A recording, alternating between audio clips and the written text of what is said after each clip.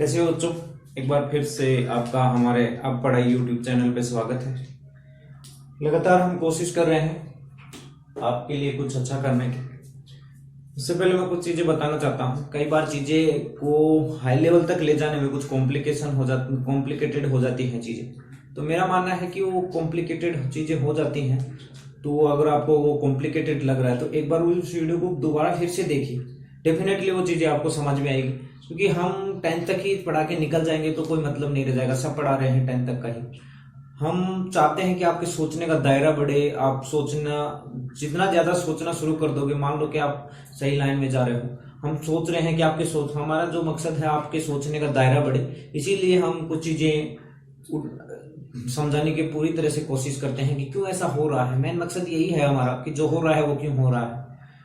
तो इसी तरह से जैसे पिछली बार मैंने HCF multiply LCM equal to number of दो नंबरों का अगर एचसीएफ एलसीएम निकालते हैं अपन, उन दोनों का मल्टीप्लीकेशन, नंबरों का मल्टीप्लीकेशन बराबर होता है एचसीएफ और एलसीएम के मल्टीप्लीकेशन के। उसी चीज को मैंने एग्जांपल से समझाया था कि ऐसा क्यों हो रहा है। तो कई बार चीजें कॉम्प्लिकेटेड भी हो जाती हैं, तो उस वीडियो को दोबारा से देखिए, थोड़ा स्लो करके देखिए, 1 की स्पीड पे नहीं तो 0.75 करके देखिए।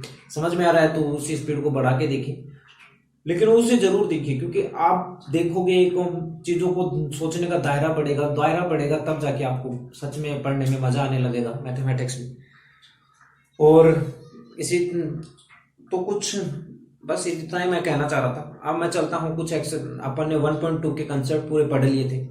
प्राइम नंबर मैंने बताया था जिन्हें अभाज्य संख्याएं कहते हैं। आज मैं को प्राइम भी डिस्कस करूंगा। जो कंसेप्ट आता जाएगा वैसे पहली क्लासों में आप पढ़ चुके हैं, लेकिन हम साथ में पढ़ते चलेंगे, क्योंकि अपन ने एचसीएफ पढ़ लिया है तो अब को प्राइम यानी सह अभाज्य को समझना ज्यादा आसान होगा। उससे पहले मैं 1.2 के कुछ क्वेश्चन मुझे लगा कि करवाने चाहिए। वैसे तो एग्जाम्पल तो मैंने करवा ही दिए थे। एक अच्छा लगा था 4 की पावर n वाला क्वेश्चन, 4 की घात n वाला क्वेश्चन मैंने करवा दिया था। आज मैं कुछ और भी एग्जाम्पल लेना चाहता हूँ। कल अपन ने एचसीएफ एलसीएम 2 नंबर का निकाला था। आज पहला ही एग्जाम्पल वो 1.2 का जो है कोई क्वेश्चन उठा के मैं 3 वाला भी आपको एचसीएफ एलसीएम करवाने वाला हूँ। तो सबसे पहले मैं 1.2 के कुछ क्वेश्चन डिस्कस कर देता हूँ। उसके बाद भी आपको प्रॉब्लम होती है तो कमेंट सेक्शन में बता देना, मैं उसको फिर अगले लेक्चर में डिस्कस कर दूंगा। तो सबसे पहले मैं आपका एक क्वेश्चन ही ले रहा हूँ 3 नंबर का। देखो पहला क्वेश्चन आप आसानी से कर लोगे। सेकंड क्वेश्चन भी 1.2 जो एक्सरसाइज है या 1.2 जो पर्सनल है उसका आराम से कर लोगे। सेकंड क्वेश्चन भी आप आराम से, मुझे लगता है आराम से कर दोगे। जो थर्ड क्वेश्चन है उसका पहला क्वेश्चन मैं आपको समझा देता हूँ, क्योंकि 3 नंबर का एचसीएफ एलसीएम कैसे निकलेगा, फैक्टर करके, गुणनखंड करके, प्राइम फैक्टर में, अभाज्य गुणनखंडों में उसे तोड़ के। तो उसका थर्ड क्वेश्चन का पहला ही एग्जाम्पल है 12, 15, 21। पहला ही जो क्वेश्चन है 12, 15 एंड 21, इनका अपने को एचसीएफ और एलसीएम निकालना है। एचसीएफ और एलसीएम निकालूंगा मैं।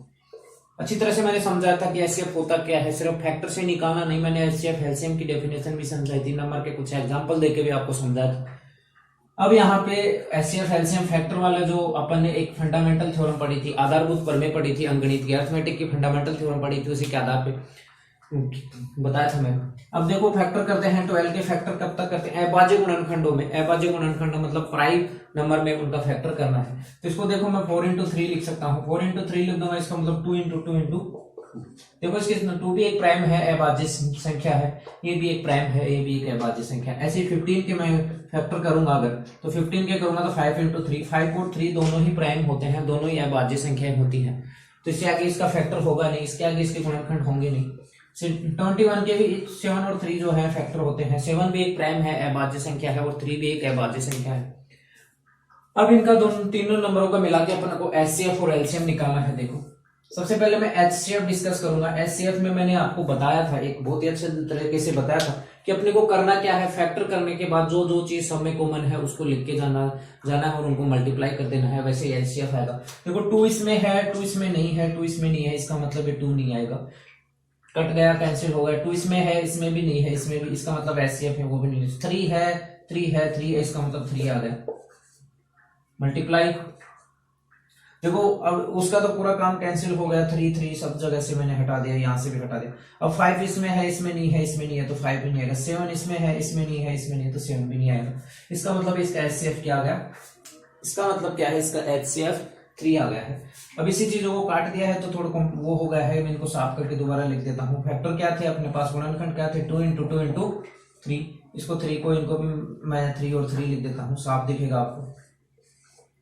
ये अपने पास HCF है। मैंने क्या बताया, जो चीजें कॉमन होती हैं उन्हीं को लेना है। 2 इसमें था, इसमें नहीं था, इसमें था, तो 2 को ले नहीं सकते। ये से 2 वही बात है। 3 इसमें है, इसमें है, इसमें तो 3 को लिख दिया। 5 इसमें है, इनमें नहीं है तो नहीं लिखेंगे। 7 इसमें है, इसमें नहीं है, तो किसी भी एक में नहीं होगा तो उसे नहीं लिखना। जैसे 7 यहाँ भी है, यहाँ भी 7 होता है, इसमें नहीं होता तो भी अपन 7 नहीं लेते। अब उसी तरीके से अपन को एलसीएम निकालना मैंने बताया था। एलसीएम में मैंने क्या बताया था कि सबसे पहले जो एक में है बाकी में नहीं है, जो फैक्टर जो गुणनखंड एक में है बाकी नंबरों में नहीं है, उसको सबसे पहले लिखो। जैसे 2 इसमें था, 2 की पावर, सॉरी पावर वाले बाद में बात करते हैं। 3 इसमें था, 3 इसमें था, 3 इसमें था, उनको छोड़ो। 7 पहले उनको लिखना है जो एक में है बाकी में नहीं। 7 इसमें है बाकी में नहीं है, 7 को लिख दो, मल्टीप्लाई। 5 इसमें है बाकी में नहीं है, इसको लिख दो, सॉरी 5 लिखना था, ठीक है। अब बात आते हैं 3 सब में है तो भी लिखना है अपने को। 3 सब में आ रहा है तो 3 को लिख दो। अब बात आती है सिर्फ 2 की। 2 औरों में नहीं है, इसमें है तो 2 को तो लिखना ही है। लेकिन कितनी पावर के साथ लिखेंगे, यहाँ 2 की पावर 2 है तो इसको 2 की पावर 2 यानी 4 के साथ लिख दो। देखो क्या करना था, सबसे पहले उन नंबर को ढूंढना है जो एक में आ रहे हैं बाकी में नहीं आ रहे। देखो 5 आ रहा, 7 ढूंढा, किसी में नहीं आ रहा था, 7 लिख दिया। 5 औरों में नहीं आ रहा था, वो लिख दिया। अब 3 सब में आ रहा है, 3 सब में भी आ रहा है तो उसको भी लेना है। और पावर की बात आती है, घात की पावर होती है, तो जिसमें सबसे ज्यादा घात होंगी उसको लेना है। जैसे 2 की घात यहाँ 2 थी, यहाँ थी नहीं, तो 2 की घात 2 लिख दी। अब इसको दोनों सबको मल्टीप्लाई कर दो, 12 60 और ये 420, इसका एलसीएम 420। एचसीएफ भी आ गया, एलसीएम भी आ गया। मैंने कहा था एचसीएफ मतलब सब में से कॉमन देखना है। जैसे यहाँ 3 की पावर 2 होता है, यहाँ 3 या 3, तो अपन क्या लेते हैं एचसीएफ, तो भी 3 ही बनता है, क्योंकि मिनिमम घात लेते हैं अपन, सबसे जो लोएस्ट पावर होती है उसको लेते हैं। एलसीएम में क्या करना है, सबसे पहले मैंने बताया जो किसी में नहीं है, एक ऐसा फैक्टर जैसे 7 एक में था बाकी में नहीं है, जो एक में हो बाकी में नहीं, उन्हें लिख दो पहले, बाद में पावर वाली बात करेंगे। जो सब में है तो सब में से है तो सब में वाला, तो जो सब में इसमें भी है 3 इसमें भी, तो उसको लिख एलसीएम। अब यहाँ पे मैं आपको एक क्वेश्चन छोड़ के जा रहा हूं कि यहाँ भी क्या एचसीएफ इंटू एलसीएम, इन 3 नंबर के भी लिए भी जो किताब में नहीं है आपके, एचसीएफ इक्वल टू एलसीएम और इंटू इन तीनों का मल्टीप्लीकेशन के बराबर होता है या नहीं। 12 इंटू 15 इंटू 21, यहाँ आपको ये चेक करना है कि ये इक्वेशन यानी एचसीएफ 420 आया, एचसीएफ 3 आया, एलसीएम 420, इन तीन दोनों को मल्टीप्लाई करके और इनका मल्टीप्लाई किया जिनका अपन ने एचसीएफ एलसीएम निकाला, बराबर आता है कि नहीं आता है, ये आपको चेक करना है। तीनों नंबर 3 एग्जांपल 3 क्वेश्चन दिए हैं, तीनों का ऐसे ही करना है और तीनों का HCF multiplication LCM equal to तीनों के 3 नंबर के मल्टीप्लीकेशन के बराबर आता है या नहीं आता है। आता है तो मुझे बताना कि आता है, कमेंट सेक्शन में नहीं आता तो आपको बताना है कि नहीं आता है। ये आपको चेक करना है कि ये इक्वल टू आता है या नहीं आता है, चेक करना है इक्वल आएगा या नॉट इक्वल आएगा, ये सब आपको बताना है, चेक करना है एक बार आप, ठीक है।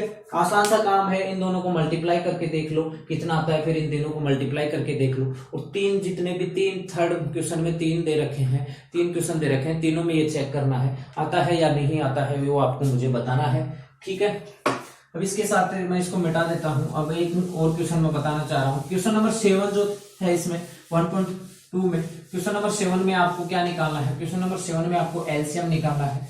क्वेश्चन नंबर जो 7 है कि एक 18 मिनट में पूरा चक्कर करता है, एक 12 मिनट में पूरा चक्कर करता है, उसमें एलसीएम निकालना है। एलसीएम ही क्यों निकाला है उसमें हमने वो सोचना, मेरे हिसाब से वो आपको सोचना चाहिए कि उसमें एलसीएम ही क्यों निकला है। अगर आपने आंसर निकाल लिया हो कि एलसीएम क्यों निकला है तो बहुत ही अच्छी दिशा में जा रहे हो, और नहीं आ रहा है तो मैं जैसे ही ये पूरी एक्सरसाइज फर्स्ट पर्सन वाली फर्स्ट जो एक्सरसाइज अपनी पूरी 1.4 तक खत्म हो जाएगी, चैप्टर को एंड कर रहे होंगे, तब मैं वहां जाके आपको जरूर बताऊंगा कि हमने एलसीएम ही क्यों निकाला है। फिलहाल मैं ये सिर्फ आप पे छोड़ रहा हूं, क्योंकि पहले स्टूडेंट को खुद को सोचना चाहिए कि क्यों ही ऐसी चीजें हो रही हैं, क्यों नहीं, हम तो बता ही देंगे लास्ट में, लेकिन अगर आप अपने ही सोच के साथ अपने ही विचारों से अगर उनका आंसर निकाल देते हो तो ज्यादा खुशी होती है। क्वेश्चन नंबर 6 की मैं बात देखो, क्वेश्चन नंबर 5 जो है, क्वेश्चन नंबर 5 है जैसे मैंने 4 की पावर वाला n वाला बताया था वैसे ही क्वेश्चन नंबर 5 भी हो जाएगा। देखो 6 की पावर n है, उसके मैं फैक्टर कर दूंगा तो इसको मैं लिख सकता हूँ 6 की पावर n, और इसको 2 इंटू 3 की पावर n लिखा जा सकता है। इसको मैं लिख सकता हूँ 2 की पावर n इंटू 3 की पावर n। प्राइम फैक्टर में टूट के इसके फैक्टर 2 और 3 हैं, वही बार बार मल्टीप्लाई में आ रहे हैं। 2 का n बार मल्टीप्लाई है, 3 का n बार मल्टीप्लाई है। मैंने कहा था 0 बनने के लिए जरूरी है कि उसमें 2 और 5 दोनों आने चाहिए। इसमें आ रहे हैं नहीं आ रहे हैं, ये आपको चेक करके आसानी से बता रही हूँ। मैंने 4 के पावर n वाला क्वेश्चन अच्छे से समझाया था, तो आप इस क्वेश्चन को आराम से कर सकते हो, कोई दिक्कत वाली बात नहीं है। इसलिए मैं इसको अच्छे से डिस्कस कर नहीं रहा हूँ, क्योंकि सोचो मैंने जब एग्जाम्पल करवा ही दिया था तो कर ही सकते हो आप करना। वैसे बता ही दिया है कि ऐसा भी कुछ n होगा नहीं, क्योंकि 2 और 3 फैक्टर आ रहे हैं, 5 फैक्टर में आ ही नहीं रहा, गुणनखंड करने पर 5 आ नहीं रहा, और 2 और 5 मिलकर ही मल्टीप्लाई होकर 0 बनता, वरना 0 बन नहीं पाता, तो इसमें भी ऐसा नहीं होगा। उसके अलावा 6 नंबर 7 नंबर मैंने बता दिया तो आपको एलसीएम निकाल के उसका सॉल्यूशन आएगा। एलसीएम ही क्यों निकाला ये आपको सोचना है, क्यों सोचोगे तभी कुछ होने वाला है। क्वेश्चन नंबर 5 में तो सीधा सा सिंपल सा है, देखो मैं आपको बता देता हूँ कि वो डिविजिबल है नंबर या नहीं है। क्वेश्चन इसमें जो लिखा है वो कुछ ऐसा है, 7 मल्टीप्लाई 11 मल्टीप्लाई 13 प्लस 13। ये यार बहुत सिंपल सा क्वेश्चन है। उसके अलावा एक क्वेश्चन और दे रखा है, उसने भी बहुत लंबा चौड़ा लिख दिया, कुछ है नहीं। 7 into 6 into 5 into 4 into 3 into 2 into 1 plus 5। कह रहा है कि ये प्राइम नंबर है, यानी अभाज्य संख्याएं हैं या भाज्य संख्याएं हैं, यानी जिन्हें डिवाइड किया जा सकता है वो नंबर है। डिविजिबल है या वो है प्राइम है या वो प्राइम नहीं है, ये चेक करना है आपको। देखो 13 इसमें है प्लस 13, तो 13 को मैं कॉमन ले सकता हूँ, 13 को मैं कॉमन ले लूंगा तो 7 into 11 प्लस 1 बच जाएगा, यहाँ इंटू मल्टीप्लाई में 1 बच जाएगा। आप खुद देखो, प्राइम नंबर उस नंबर को कहते हैं जो 1 या 1 से बड़ा हो और सिर्फ खुद से या 1 से ही डिवाइड हो रहा हो। ये खुद के अलावा 13 से भी डिवाइड हो रहा है, 1 से डिवाइड होगा, खुद का इसको टोटल मल्टीप्लाई करोगे, सम करोगे, इससे तो डिवाइड होगा ही होगा, और 30 से भी डिवाइड हो रहा है, तो इसका मतलब ये प्राइम बन ही नहीं सकता। ये खुद के और 1 के अलावा भी किसी नंबर से डिवाइड हो रहा है, वो 13 है। सेम इसमें भी देखो, आप 5 कॉमन ले सकते हो, 5 कॉमन ले सकते हो, तो यार यहाँ से 5 देखिए आ जाएगा, 7 into 6 into 5 की जगह 1 बन जाएगा, into 4 into 3 into 2 into 1 plus यहाँ 1 बन जाएगा। ये अगेन देखो, ये नंबर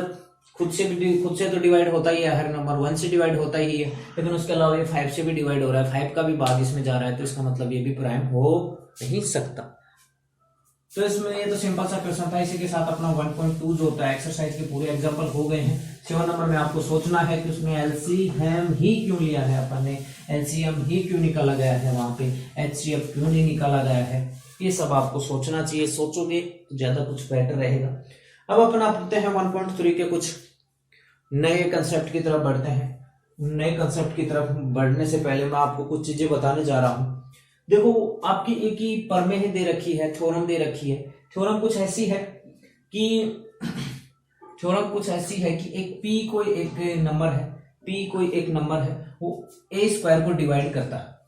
पी एक नंबर है जो ए स्क्वायर को डिवाइड करता है, तो पी जो है वो ए को भी डिवाइड करेगा। मैं फिर से बोल रहा हूं, लिख नहीं रहा यहाँ पे थ्योरम, किताब में आप देख लोगे। पी एक प्राइम नंबर है, अभाज्य संख्या है। पी एक प्राइम नंबर है, अभाज्य संख्या है। पी एक प्राइम नंबर है, अभाज्य संख्या जो ए स्क्वायर को डिवाइड करती है। तो उसने कहा है अगर ऐसा होता है, पी एक अभाज्य संख्या होते हुए अगर ए स्क्वायर को डिवाइड करती है, ए स्क्वायर में उसका भाग जाता है, तो पी ए को भी डिवाइड करेगी, पी का ए में भी भाग जाएगा। ऐसा उस थ्योरम में लिखा है। ऐसा ही कुछ उस थ्योरम में लिखा है कि पी एक प्राइम नंबर है, अभाज्य संख्या है, और उसमें डिवाइड। अब ऐसा क्यों मैंने कहा है कि पी, उसने कहा क्या कहा, फिर से रिपीट कर देता हूं थ्योरम को, कि पी एक प्राइम नंबर है जो ए स्क्वायर को डिवाइड करती है, जिसका ए स्क्वायर में भाग जाता है, तो पी ए को भी डिवाइड करेगी। अपने को ये प्रूफ करना है कि वो पी अगर ए स्क्वायर को डिवाइड करती है, पी का ए स्क्वायर में भाग जाता है, तो पी का ए में भी भाग जाएगा। ये अपने को प्रूफ करना है। प्रूफ करने से पहले कुछ चीजें मैं आपको फिर से दोहराना चाहता हूं। मैंने आपको एक कंसेप्ट पढ़ाया था, एक चीजें बात पिछले लेक्चर में, कि हम किसी भी नंबर को, कोई भी नंबर हो जो भाज्य नंबर है, जिसको डिवाइड किया जा सकता है, यानी वो प्राइम नंबर नहीं है, ऐसा कोई भी नंबर जो है जो प्राइम नंबर नहीं है, उसको अपन प्राइम नंबर के फैक्टर में, उसको अपन अभाज्य संख्याओं के गुणनखंड में लिख सकते हैं। इसका मतलब ए स्क्वायर को भी अपन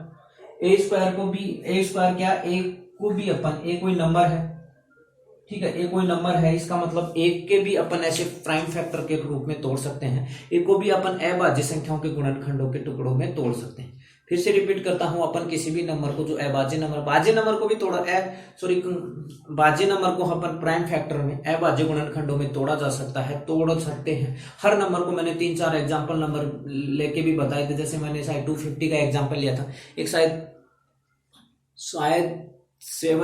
775 का लिया था, वो देख लेना कौन कौन सा एग्जांपल मैंने लिया था। 15 का एग्जांपल भी लेके बताया था आपको, 12 का एग्जांपल भी लेके बताया था। तो मतलब हर नंबर को एक अभाज्य संख्याओं के प्राइम नंबर के फैक्टर के अंतर्गत तोड़ा जा सकता है।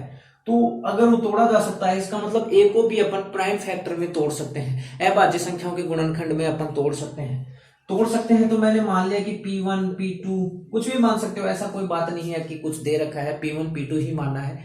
P1 P2 इसलिए मान रखा है कि अभाज्य संख्याओं को इंग्लिश में बोलते हैं अपन प्राइम, और प्राइम जो होता है P से शुरू होता है, PRIME। तो P को इसलिए P से रिप्रेजेंट करने पे साफ साफ सा नजर आ जाता है। ऐसा कुछ जरूरी नहीं है कि आप P ही मानो, लेकिन वो P का पहले अक्षर की वजह से वो P1 P2 चलता रहता है, ठीक है। जैसे इंटीजर को I से रिप्रेजेंट करते हैं क्योंकि उसका पहला अक्षर I से है। नेचुरल नंबर को N से रिप्रेजेंट करते हैं, मोस्टली ऐसा ले लेते हैं कि N से रिप्रेजेंट करते हैं। तो P1 P2 ऐसे मान लिया कि उसके n फैक्टर हैं n, और ये सब के सब प्राइम फैक्टर हैं, सब के सब अभाज्य गुणनखंड है। अभाज्य होने का मतलब क्या है, इसमें खुद के अलावा और 1 के अलावा ये किसी से डिवाइड नहीं होते, किसी का भाग नहीं जाता है।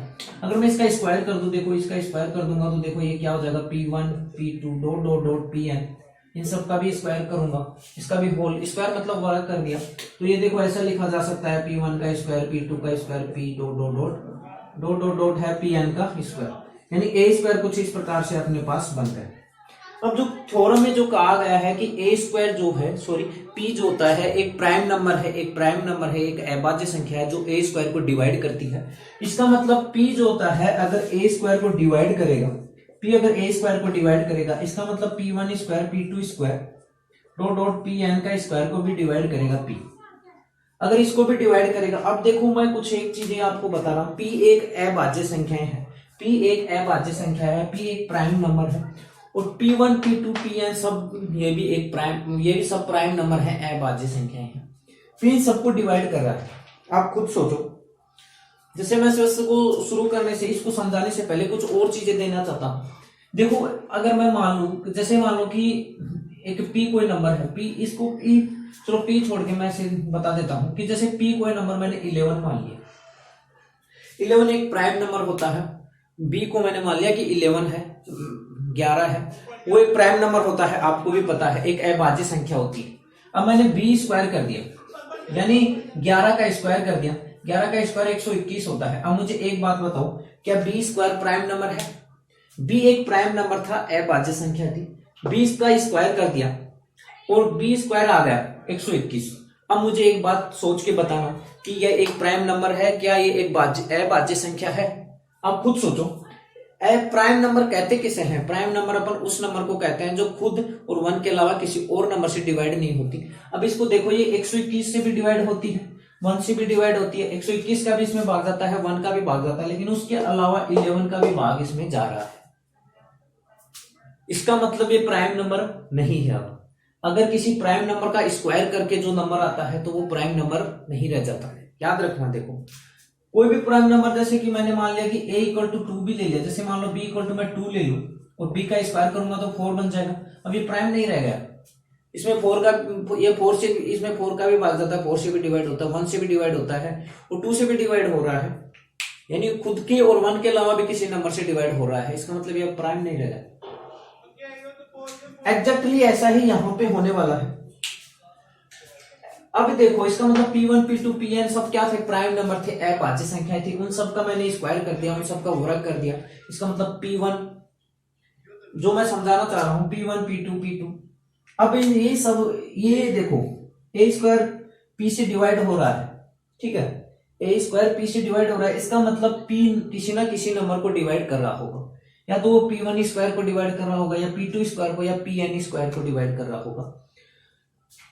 अगर इनमें से, यानी इनसे डिवाइड कर रहा होगा, सोचना। देखो P एक अभाज्य संख्या है, यानी मैं मान लूं कि, जैसे मान लो कि मैंने मान लिया कि इनमें से, क्योंकि ये सबके सब प्राइम है, तो ये P1 स्क्वायर को डिवाइड कर रहा होगा, P2 स्क्वायर को डिवाइड कर रहा होगा। मान लो कि वो P1 को डिवाइड कर रहा है, P1 को डिवाइड कर रहा है, और p याद रखना, p एक प्राइम नंबर है, अभाज्य संख्या है, अभाज्य संख्या है। मान लो कि वो p1 को डिवाइड कर रहा है, p स्क्वायर को डिवाइड कर रहा है, तो ये सिर्फ p जो है वो p1 ही हो सकता है। p देखो इसमें p1 से डिवाइड करूंगा तो p1 बच जाएगा, अगर p को मैं p1 ले लूं तो p1 बच जाएगा, डिवाइड हो जाएगा।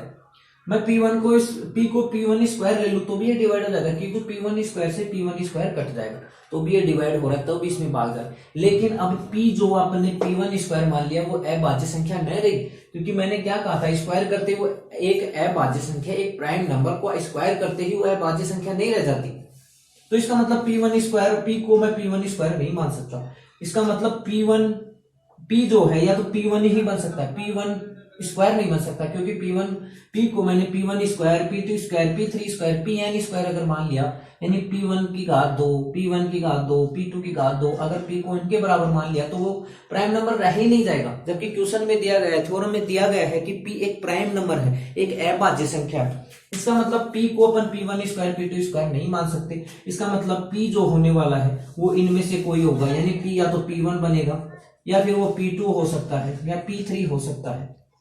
यानी p जो इन्हीं में से कुछ होगा, p1 हो सकता है, p2 हो सकता है, p3 हो सकता है। स्क्वायर नहीं होगा, p1 की स्क्वायर के बराबर नहीं हो सकता, क्योंकि p1 को अगर p1 के स्क्वायर के बराबर ले दिया तो इसका मतलब वो प्राइम नहीं रह जाएगा, वो अभाज्य संख्या बन जाएगी। अभाज्य संख्या अगर वो बन जाएगी, खुद सोचो, अभाज्य संख्या बन जाएगी तो अपन ने थ्योरम में जो मान दिया गया था कि वो स्क्वायर करने पर वो अभाज्य संख्या नहीं रह जाती, वो प्राइम नंबर नहीं रह जाता। जबकि क्वेश्चन में दिया गया है कि p एक प्राइम नंबर है, इसका मतलब p1 स्क्वायर या p2 स्क्वायर, pn स्क्वायर नहीं हो सकता, वो या तो p1 हो सकता है या p2 हो सकता है या 3। अगर p इनमें से ही कोई है, यानी p या तो p1 है, p2 है, उनमें से कोई सा एक बन रहा है, मतलब कि a क्या था अपने पास, p1 p2 डॉट pn।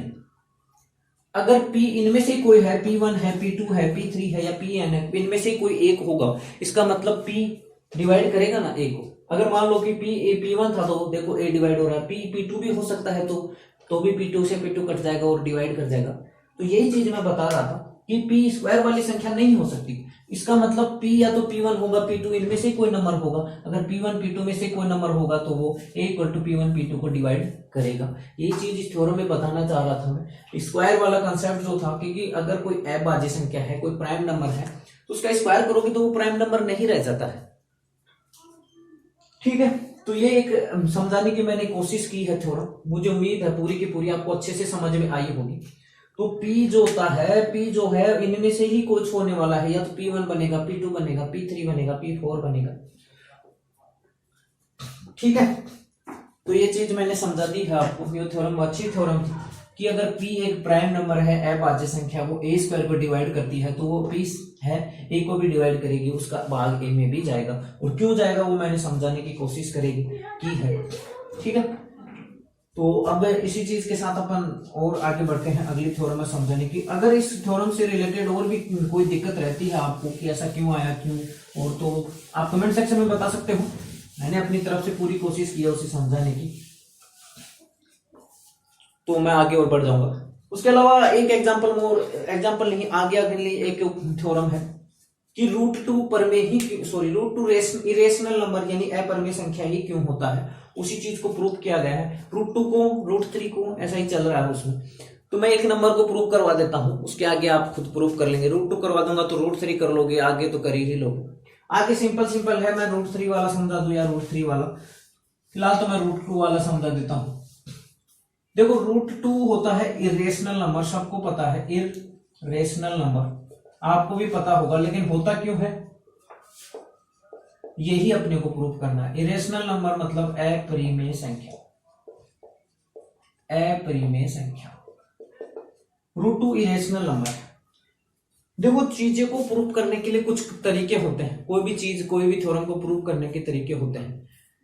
क्या तो आप तो एक सीधे तरीके से चलो कि चलो ऐसा चल रहा है, जो बोला है थ्योरम में वैसा अपन करते चले गए, वो प्रूफ हो गई। जैसे पिछली थ्योरम में था, उसने कहा था a स्क्वायर को p डिवाइड करता है, तो अपन ने a स्क्वायर मान लिया, उसके फैक्टर कर दिए, p डिवाइड करवा दिया, वो लास्ट में प्रूफ कर दिया। दूसरा जो तरीका होता है कि क्वेश्चन कह रहा है थ्योरम का उल्टा लेके चलो। जैसे थ्योरम कह रही है कि वो अपरिमेय संख्या है, तो अपन मान के चले कि वो परिमेय संख्या है, और लास्ट में अगर ऐसा प्रूफ कर दें कि वो परिमेय संख्या नहीं हो सकती, मतलब अपन ने जो माना था वो गलत माना था और वो उल्टा हो जाएगा, मतलब अपन ने माना था क्या रेशनल नंबर, तो वो लास्ट में अगर उल्टा प्रूफ कर दिया अपन ने, गलत साबित कर दिया कि अपन ने जो शुरू में माना था कि वो परिमेय संख्या है, रेशनल नंबर है, तो वो उल्टा प्रूफ कर देंगे तो लास्ट में अपन गलत साबित हो जाएंगे और वो जो माना था वो गलत हो जाएगा जो अपन ने माना था। तो उसी चीज के थ्रू इसको प्रूफ किया गया है।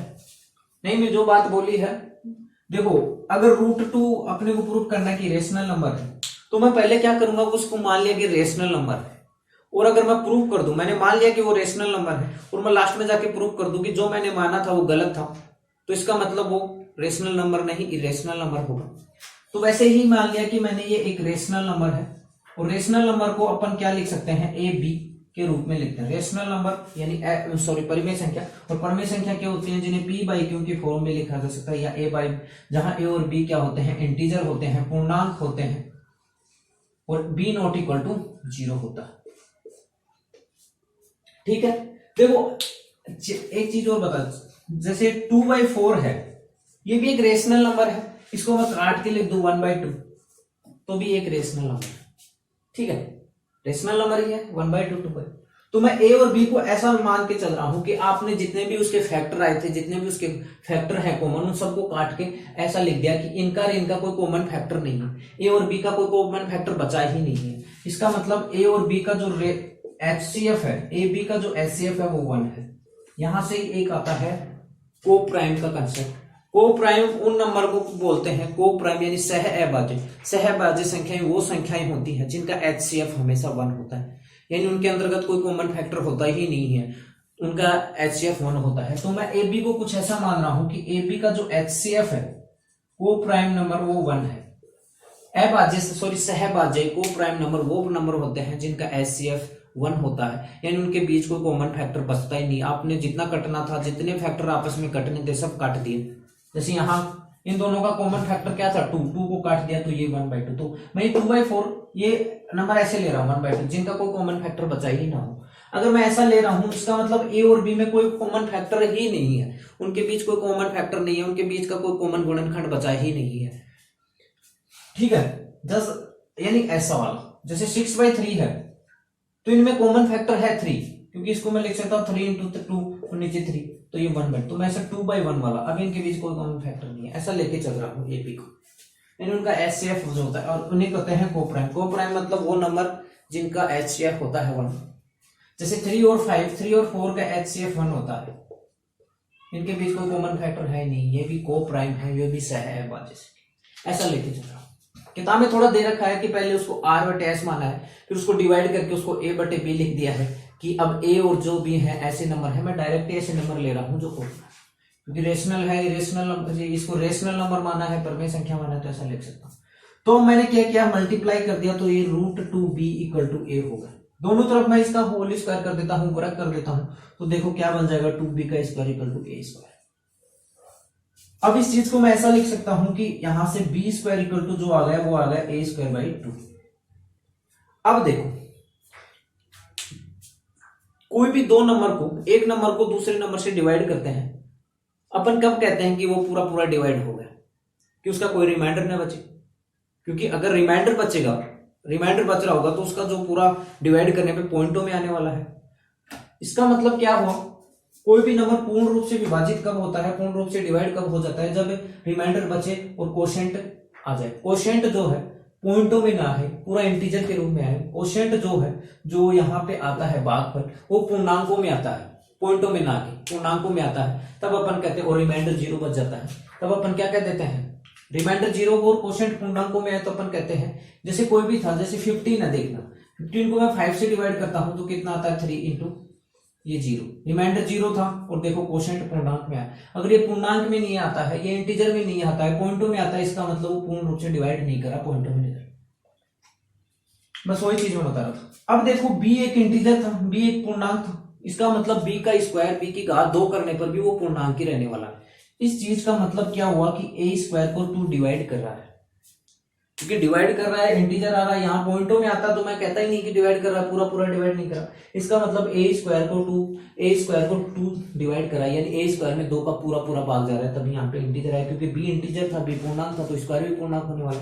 इसका मतलब यहाँ से क्या निकल गया कि ए स्क्वायर को जो होता है 2 क्या कर रहा है, डिवाइड कर रहा है। याद रखना, मैं लिख नहीं रहा, मैं बता रहा हूं कि ए स्क्वायर को 2 क्या डिवाइड कर रहा है। अब इसी चीज को मैं दूसरी तरफ से लिख देता हूं, ए स्क्वायर को 2 डिवाइड कर रहा है, ए स्क्वायर को 2 डिवाइड कर रहा है। इसका मतलब मैंने मान लिया कि ए स्क्वायर को 2 डिवाइड कर रहा है, इसका मतलब क्या मैं ए को ऐसा लिख सकता हूं, कुछ ऐसा होगा कि 2 बच रहा होगा, 2 से 2 डिवाइड हो जाएगा, ठीक है, 2 से 2 डिवाइड हो जाएगा। ए के अंतर्गत कुछ ऐसा फैक्टर रहा होगा कि 2c टाइप लिखा जा सकता है, क्योंकि 2 से 2 कट जाएगा तभी तो वो डिवाइड होगा 2 से, इसका मतलब कुछ ऐसा रहा होगा। अगर ए को मैंने कुछ ऐसा लिख दिया, क्योंकि 2 उसमें कॉमन आ रहा होगा, 2 ऐसा फैक्टर होगा उसका ए का, तभी देखो 2 से डिवाइड होने का मतलब क्या है कि उसका मैं प्राइम अभाज्य संख्याओं में उसका फैक्टर कर दूं, इसका मतलब एक कोई ना कोई एक फैक्टर 2 आ रहा होगा।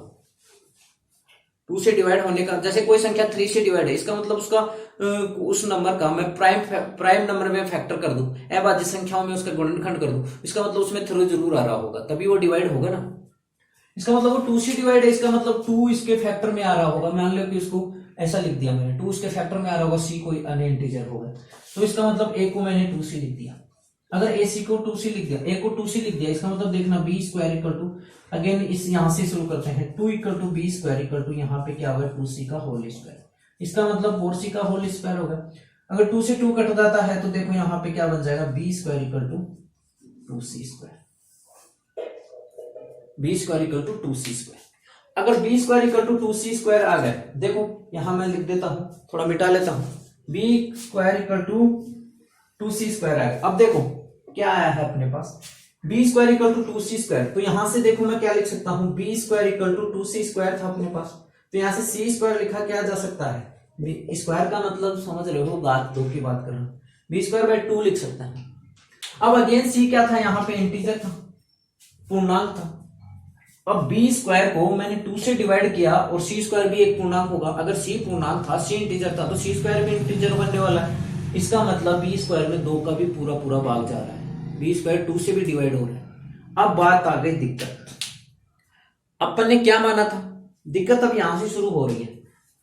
ए स्क्वायर भी 2 से डिवाइड हो रहा है, बी स्क्वायर भी 2 से डिवाइड हो रहा है, ए स्क्वायर में भी 2 का भाग जा रहा है, बी स्क्वायर में भी 2 का भाग जा रहा है, जबकि अपन ने क्या माना था, ए और बी के बीच में कोई कॉमन फैक्टर है ही नहीं, मतलब वो अभाज्य संख्याएं हैं, यानी वो को प्राइम है। जबकि निकल के क्या आया कि ए स्क्वायर 2 से भी डिवाइड हो रहा है, उससे भी डिवाइड हो रहा है, ठीक है, ए स्क्वायर 2 से भी डिवाइड हो रहा है, 2 एक प्राइम। अब देखो आपको पिछली थ्योरम से कि ये क्यों, अगर आपके दिमाग में एक सवाल जरूर उठ रहा होगा कि ए स्क्वायर को 2 डिवाइड कर रहा है, ठीक है, बी स्क्वायर को 2 डिवाइड कर रहा है, ठीक है, लेकिन ए और बी में वो 2 कॉमन आएगा, आप ऐसा कैसे कह सकते हैं, ए स्क्वायर को कर रहा है ना 2 डिवाइड, यानी ए स्क्वायर का कोई कॉमन फैक्टर है ना 2, तो बी स्क्वायर का ऐसे कैसे, ये चीज मैं आपको बताता हूं। पिछली थ्योरम जो अभी आपने पढ़ी थी कि अगर कोई प्राइम नंबर 2 प्राइम है, अभाज्य संख्या, कोई प्राइम नंबर अगर ए स्क्वायर को डिवाइड करता है, कोई प्राइम नंबर ए स्क्वायर को डिवाइड करता है, किसी प्राइम नंबर अभाज्य संख्या का ए स्क्वायर में भाग जाता है, तो वो प्राइम नंबर ए को भी डिवाइड करेगी, यानी उस अभाज्य संख्या का ए में भी भाग जाएगा। तो यहां 2 ए स्क्वायर को डिवाइड कर रहा है, यहाँ 2 एक अभाज्य संख्या है, ए स्क्वायर में उसका भाग जा रहा है, तो डेफिनेटली ए में भी जाएगा उस थ्योरम के हिसाब से, जो अपन ने अभी जस्ट पहले अपन ने प्रूव की। जब ए स्क्वायर में प्राइम संख्या का भाग जाता है तो ए में भी जाएगा ना, तो इसका मतलब ए में भी उसका कोई फैक्टर होगा 2, तभी तो जाएगा। इसी तरह से अगर बी स्क्वायर में 2 का भाग जा रहा है तो बी में भी जाना चाहिए फिर 2 का भाग, ये अपने थ्योरम में पिछले में पढ़ा था। इसका मतलब बी में भी 2 का भाग जाएगा, मतलब बी भी 2 से डिवाइड होगा, 2 प्राइम है इसलिए डिवाइड होगा, वहां भी बी प्राइम था पिछले थ्योरम। इसका मतलब बी भी 2 से डिवाइड होगा, ए भी 2 से डिवाइड होगा, इसका मतलब बी भी कुछ इस प्रकार से होगा, बी भी कुछ इस प्रकार से होगा 2 into d, क्योंकि कोई भी संख्या किसी संख्या से डिवाइड हो रही है, उसका मतलब साफ साफ क्या है कि उसमें वो फैक्टर आ रहा होगा। सब अभाज्य संख्याओं में गुणनखंड करने के बाद, प्राइम नंबर में उसके फैक्टर करने के बाद वो नंबर आ रहा होगा, तभी डिवाइड होगा। 2 से डिवाइड हो रहा है, इसका मतलब वो 2d टाइप का है। ये 2c ये 2d 2 से 2 कट गया, जबकि अपन ने क्या माना था, उनके बीच कोई कॉमन फैक्टर है ही नहीं। ए और बी के बीच, ए और बी के बीच अगर कोई कॉमन फैक्टर है ही नहीं, अपन ने कॉमन फैक्टर पहले ही कहा था उनका HCF 1 है, उन दोनों के बीच कोई कॉमन फैक्टर है ही नहीं, कोई कॉमन गुणनखंड है ही नहीं। अगर है ही नहीं तो फिर अब ये कहां से आ गया 2? इसका मतलब अपन ने जो माना था वो गलत माना था। और माना क्या था कि 2 एक रेशनल नंबर है। अपन मान के चले थे कि 2 एक रेशनल नंबर है। इसका मतलब जो अपन मान के चले, जो अपन ने अनुमान किया वो गलत मान लिया, वो रेशनल नंबर नहीं है। इसका मतलब साफ साफ क्या हो गया, वो एक इरेशनल नंबर बन गया। ये एक तरीका होता है प्रूव करने का। अपन रेशनल नंबर मान के चले, रेशनल के हिसाब से चलते चले और लास्ट में पिछले जो थ्योरम पढ़ी पी वाले की, पी अगर ए स्क्वायर को डिवाइड करता है तो वो पी ए को भी डिवाइड करेगा। उस थ्योरम का यूज करते हुए अपन ने प्रूव कर दिया कि उनके बीच कोई कॉमन फैक्टर आ गया 2, जबकि कॉमन फैक्टर था ही नहीं। अपन मान के चले थे कि इन दोनों के बीच में कोई फैक्टर नहीं है।